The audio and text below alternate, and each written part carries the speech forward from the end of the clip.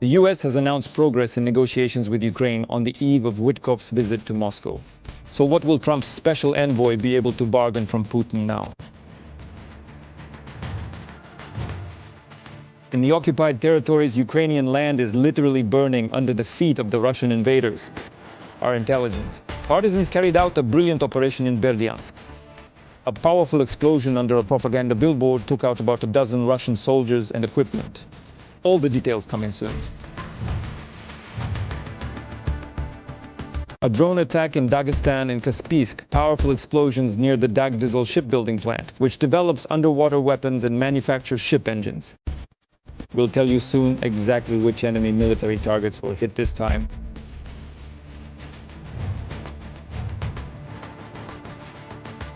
The budget of the terrorist state. How much will the Russian dictator spend on his expansionist ambitions in Ukraine? And should Europe be preparing for war as early as next year? Negotiations between the Ukrainian and American delegations in Miami, USA, on the peace plan lasted several hours and took place in a difficult but productive manner. The participants focused mainly on the issue of Ukrainian territory occupied by the aggressor state. These details about the Sunday meeting were reported by Axios. According to the publication, NSDC Secretary Rustem Umerov had a one-on-one conversation with Special Envoy Steve Witkoff. Later, the Élysée Palace reported that Volodymyr Zelensky and French President Emmanuel Macron held talks with Witkoff and Umerov. Subsequently, this information was confirmed by the President of Ukraine himself. Just now, together with Emmanuel Macron, Keir Starmer, the Prime Minister of the United Kingdom, also joined the conversation. They spoke with Rustem Umerov and Steve Witkoff following the negotiations in Florida, the country's leader noted. Zelensky also mentioned an agreement to discuss more details in person and added that the teams would coordinate schedules for possible further contacts. Today, Volodymyr Zelensky is scheduled to meet with Umerov in Ireland, while Witkoff is arriving in Moscow for a meeting with the Russian dictator Vladimir Putin. There are still some difficult issues that need to be worked on. This is how Ukrainian President Volodymyr Zelensky commented on the negotiations between the Ukrainian and American delegations in Florida. After this meeting, US Secretary of State Marco Rubio stated that the talks were not only about directly resolving the war, but also about securing Ukraine's future. The Wall Street Journal reported that the negotiations in Miami specifically discussed the timing of new elections in Ukraine and the prospect of territorial exchanges. It is known that the US President's special envoy, Steve Witkoff, may meet with Putin as early as today. According to the head of diplomacy of the SC and Kalos, this week could be decisive for peace talks on Ukraine. The negotiations were productive, but there is still work to be done. This statement was made by U.S. Secretary of State Marco Rubio after the meeting between the Ukrainian and American delegations in Florida, where a ceasefire in Ukraine was discussed. There are a lot of components involved, and of course, there is another party participating in this process, which must be part of the equation. Everything will continue later this week when Mr. Witkoff travels to Moscow. Rubio also emphasized that the talks were not only about resolving the war itself, but also about securing Ukraine's future. The United States wants Ukraine not only to be a safe country, but also to enter an era of prosperity. Rubio noted that for a peaceful settlement, Ukraine needs long-term security guarantees. The head of the Ukrainian delegation, Rustem Umerov, made a statement following the meeting. Our goal is a prosperous, strong Ukraine. We discussed all the issues that are important for Ukraine, and the United States gave us strong support. The presidents of the United States and Ukraine also responded to the talks in Miami. Volodymyr Zelensky wrote on Telegram, "It's important that the conversation was constructive, and at the meetings all issues were discussed openly and with a focus on ensuring Ukraine's sovereignty and national interests." Zelensky expressed his gratitude to America, President Trump's team, and the president personally for the time and effort being devoted to ending the war in Ukraine. Donald Trump, speaking to journalists aboard Air Force One, commented on the talks as follows. "They are ongoing and they are going well. We want to stop the killing of people. I think there's a good chance that we can reach an agreement." Despite the leader's optimism, the Western press reports that the negotiations in Florida were not easy. A CNN source described them as difficult but very constructive. According to the publication, the US and Ukraine discussed a possible scenario in which Kyiv would forego joining NATO.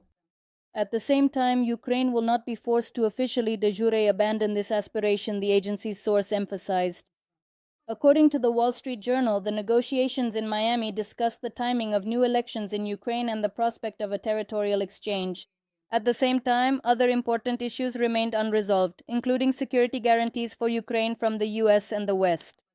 The publication Axios, citing two officials, writes that the negotiations between the Ukrainian and American delegations, which took place on November 30th in Florida, were still almost entirely devoted to the issue of the future border between Ukraine and Russia as part of a potential peace agreement. According to sources, the publication reports that the American side arrived at the negotiations with a clear intention to make progress specifically on the territorial issue so that Witkoff could present the developed position to the Russian leader Vladimir Putin during his visit to Moscow. As Putin's spokesperson Sergei Peskov stated, a meeting between Putin and Steve Witkoff may take place on December 2nd in the afternoon. In Volchansk, Kharkiv region, Russian occupiers tried 3 times to raise the tricolor flag, but all of the enemy's attempts were unsuccessful. At the same time, the invaders advanced in the Zaporizhzhia, Donetsk and Kharkiv regions near Ravnopolye, Gulyaipole, Stupochki and Dvorochenskoye, according to Deep State. The Russian command sends its soldiers into assaults even without helmets and body armor. In this way, the leadership of the occupying army demonstrates its disregard for the lives of its own soldiers. This was reported by The Telegraph, citing comments from Ukrainian military personnel who also published the corresponding video. Next in our broadcast, the situation at the front and how Suzy is holding back the onslaught of the Russian occupation army. The armed forces of Ukraine have stopped the enemy on the approaches to Gulyaipole. Russian occupiers continue their assault operations in this area. This was reported by the spokesperson for the Southern Defense Forces, Vladislav Voloshin, during a national telethon broadcast. According to him, the situation around Gulyaipole is quite difficult, but there are no Russians in the city itself. The enemy has been stopped and blocked on the approaches to this settlement. Ukraine's defense forces are carrying out countermeasures against enemy attacks and continue search and strike operations to identify groups attempting to infiltrate this settlement. According to the General Staff, in the Gulyaipole direction, our defenders stopped 9 enemy attempts to advance toward Priluki, Varvarivka and Gulyaipole in the areas of Sladke and Uspenivka. In Vovchansk, Kharkiv region, the occupiers tried 3 times to raise the tricolor flag. All attempts were unsuccessful. The 2nd Motorized Infantry Battalion Vovkodavi of the 57th Separate Motorized Infantry Brigade did not allow the enemy to do this. Despite the occupiers' attacks, the fighters continue to hold Vovchansk. Ukrainian forces have also recently managed to advance in the Novopavlivka direction, specifically to the north of the village of Filia in the Dnipropetrovsk region. This is stated in a new report by the American Institute for the Study of War. According to Deep State, the defense forces have cleared Ivanivka in the Dnipropetrovsk region. According to analysts, as a result of search and strike operations, 53 Russian occupiers were eliminated. Another 19 invaders were taken prisoner. In the Pokrovsk direction, the Skelia regiment is attacking the occupiers in urban areas using drones. According to the fighters in the city, there are about 300 Russian soldiers there. On November 30th, the Russians carried out 44 attacks on Ukrainian positions in the Pokrovsk area.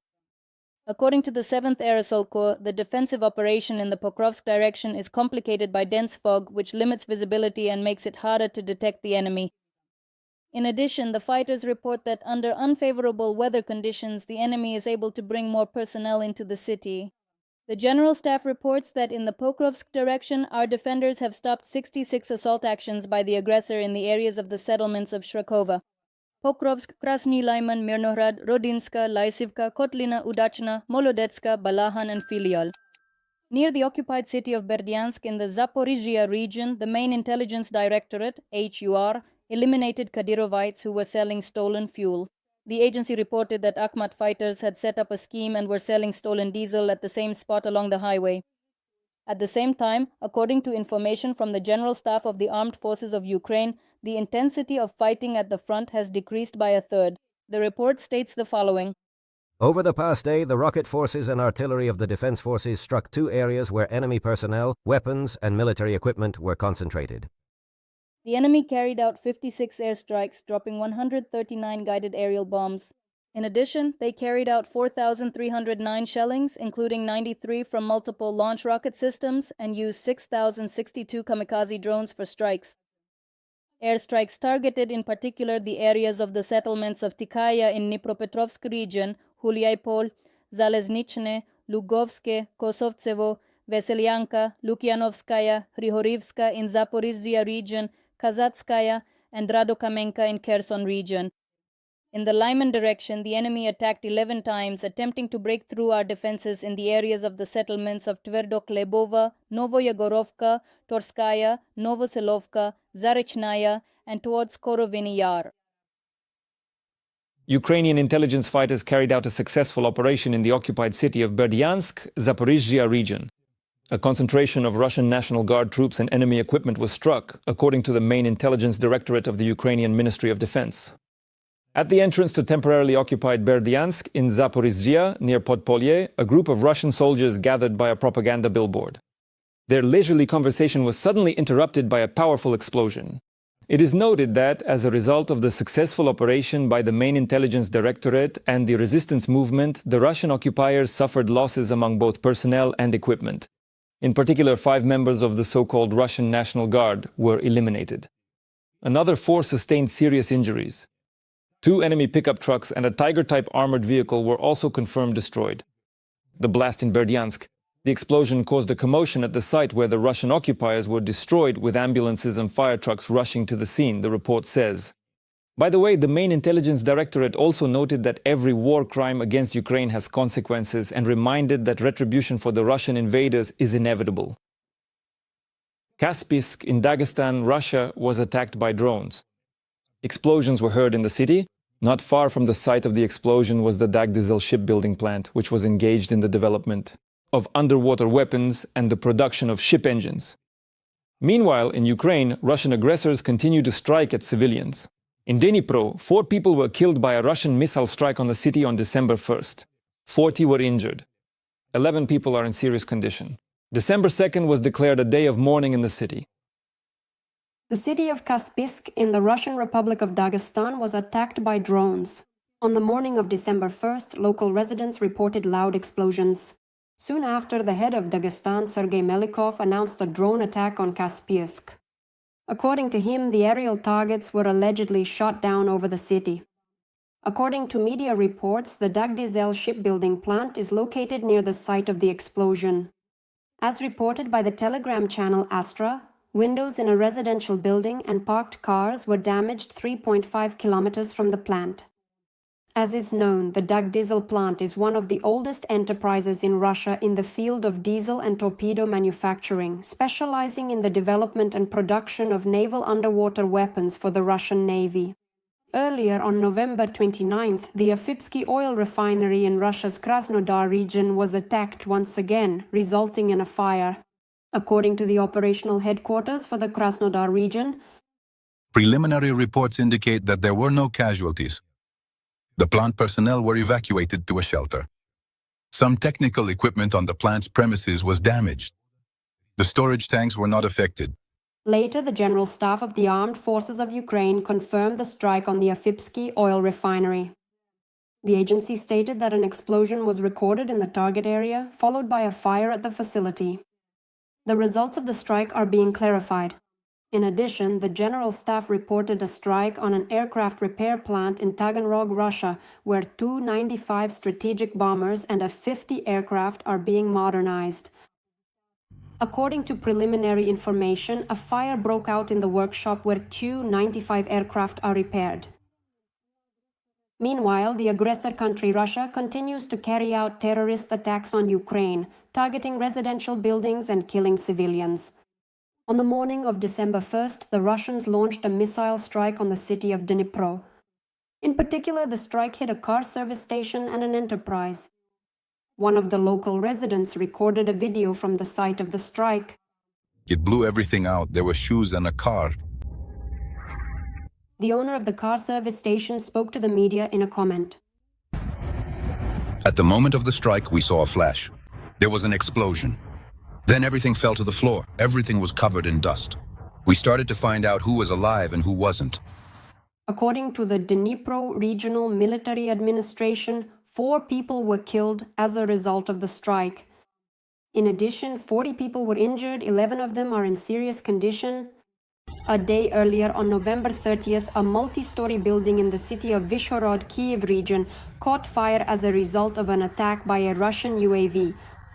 As a result of the strike, apartments from the 1st to the 6th floor burned down. One person was killed and another 19 were injured. On November 29th, the aggressor country Russia carried out a massive strike on Kyiv and the Kyiv region.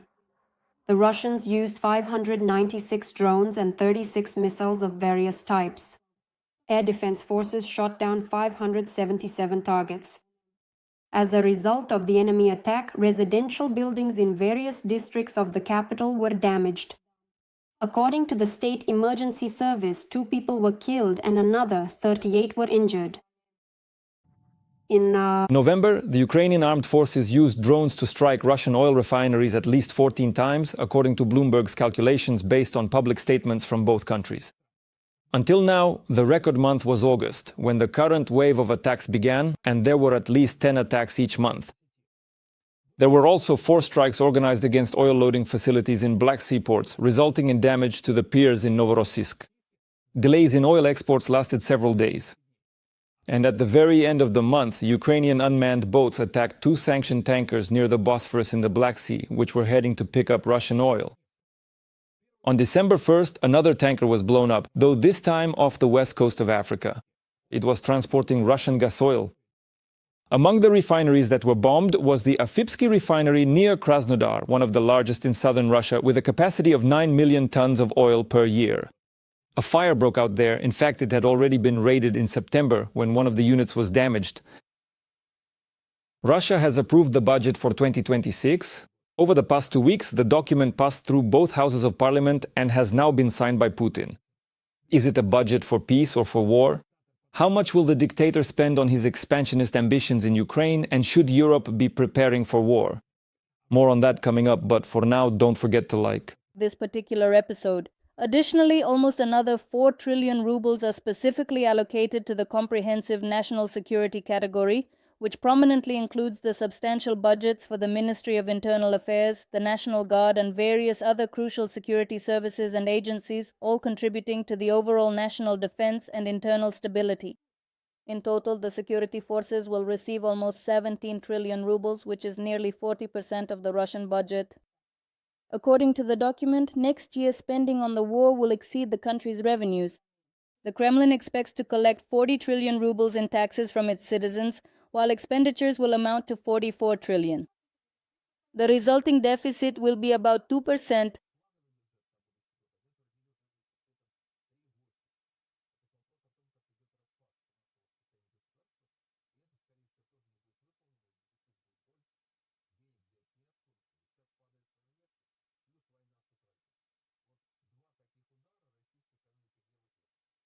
Oil and gas revenues, which have fallen by 20% this year, are not expected to grow significantly next year, according to economists' forecasts. And the Russian government intends to squeeze almost 3 trillion rubles in new taxes from the non-resource sector of the economy. To make ends meet, Putin is raising the VAT rate to 22% and launching a radical tax reform for small businesses, as a result of which hundreds of thousands of entrepreneurs will lose the ability to operate under the simplified taxation system.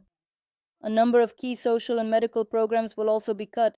The share of social spending in the Russian treasury will shrink to 25%, reaching its lowest level in 20 years. For example, funding for the Russian national project Long and Active Life will be cut by 26%.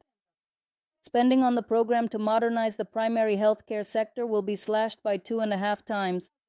The Emergency Medical Services Development Project will lose 28% of its funding, while programs to combat diabetes, cancer, and cardiovascular diseases will be reduced by 13%, 3%, and 2.5% respectively. Putin can't stop. Maybe he understands that it's a disaster, but he can't stop. He's afraid. That would mean admitting he did something wrong, and he can't do that, because then he would lose his chances of keeping his position and even his life. That's why he will try to fight to the last drop of blood and to the last ruble. The only question is that's not so far off. Putin's growing war expenditures have even forced pragmatic Europe to take action. In response, the EU is actively building up its military power and increasing defense spending. Germany leads in plans to increase its defense budget. Berlin is preparing to spend 25% more for these purposes.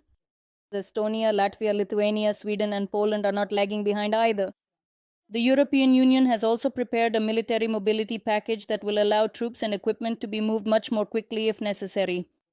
According to media reports, European countries will create a military Schengen. This project includes the creation of a pan-European military mobility area by 2027. In particular, the plan includes coordinating the use of trucks, railway platforms, ferries, and all transport routes capable of carrying tanks and artillery.